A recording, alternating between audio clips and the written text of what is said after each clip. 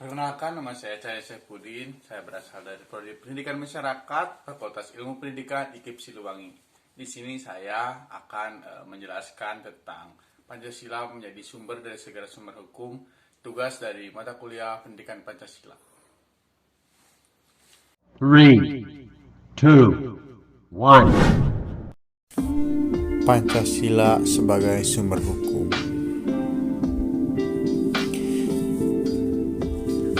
Nama saya Cahaya Saifuddin, NIM 21030009 dari jurusan Pendidikan Masyarakat tahun 2021, mata kuliah Pendidikan Pancasila dengan dosen Bapak Wahyu Setiawan MPD.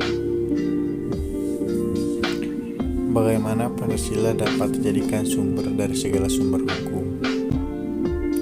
Yang berhubungan erat dengan masalah yaitu kepastian. Sumber atau asal hukum menjadi penting sehingga perkembangannya memunculkan pertanyaan, sumber yang manakah yang kita anggap menjadi penting? Sumber hukum yang pertama dari segi hukum atau ilmu hukum, yang kedua segi sosiologis, yang ketiga segi filosofis. Yang pertama segi hukum. Segi hukum, ilmu hukum itu sendiri menerjemahkan para sejarawan berpendapat. Hal ini dimiliki dua arti diantaranya: satu, tempat orang-orang mengetahui hukum; dua, sumber bagi pembentuk undang-undang menggali bahan untuk menyusun undang-undang. Yang kedua dari segi sosiologis.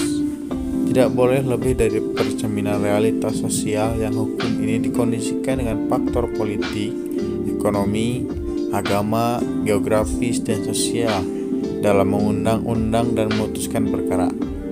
Lalu yang ketiga segi filosofis, dipandang sebagai aturan tingkah laku yang mesti teliti dalam menelaah esensi hukumnya. Harus betul-betul muat dalam mempraktikkan nilai-nilai keadilan dengan memperhatikan faktor-faktor politik, ekonomi, budaya, dan sosial serta aspek fisik dan eksistensi manusia.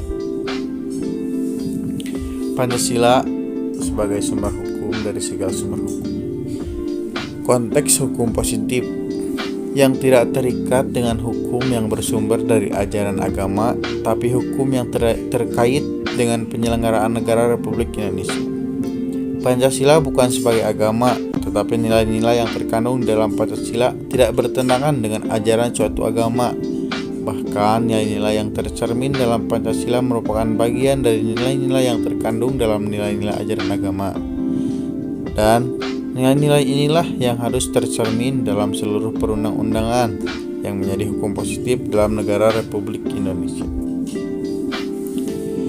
Secara politis, meletakkan Pancasila sumber dari segala sumber hukum merupakan agreement politik bangsa Indonesia yang hendak untuk mewujudkan negara kesatuan Republik Indonesia yang berbineka tunggal ika, yang berbeda-beda tetapi tetap satu.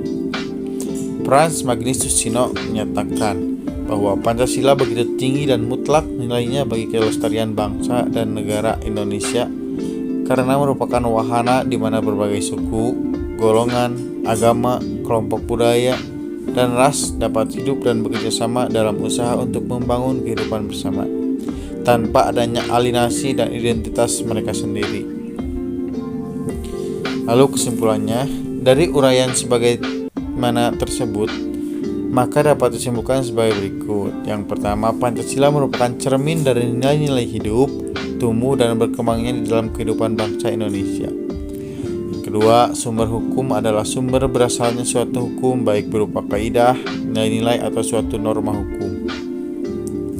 Yang ketiga, Pancasila sebagai sumber hukum dari segala sumber adalah merupakan fundamental norma sebagai dasar pembentuk konstitusi negara Republik Indonesia yang harus tercermin dan menjiwai seluruh isi hukum peraturan perundang-undangan.